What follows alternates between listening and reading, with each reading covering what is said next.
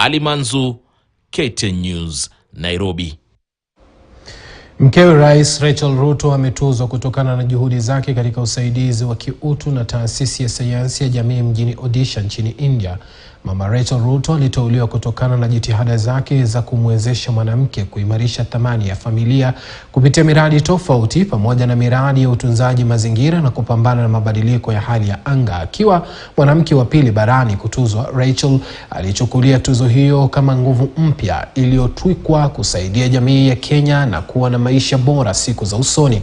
Kupitia shirika la Mama Doing Good, zaidi ya wanawake 200,000 wamewezeshwa kiuchumi, huku matokeo yake yakiwagusa watu milioni 1 katika jamii. Alisisitiza ugavi sawa wa rasilimali ili kuimarisha elimu hasa kwa watoto wanaotoka familia maskini.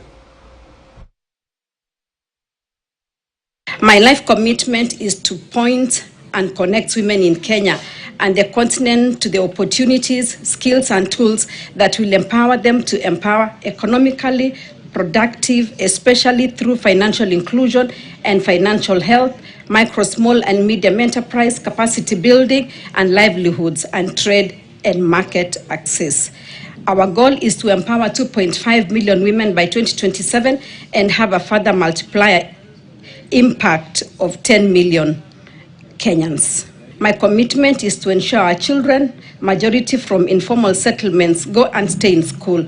We do this through our Mama Feeding Program, which offers nutritional meals twice daily during the school week and term.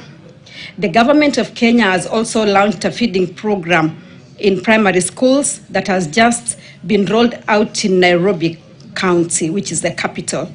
The program will be rolled out across the country, and I will take a supporting role because we have noted that when children who are disadvantaged are fed, their chances of going through school and performing well is enhanced through health care. Balozi Chirao Ali Makwere sasa ni msemaji wa jamii ya Wadigo nchini, huku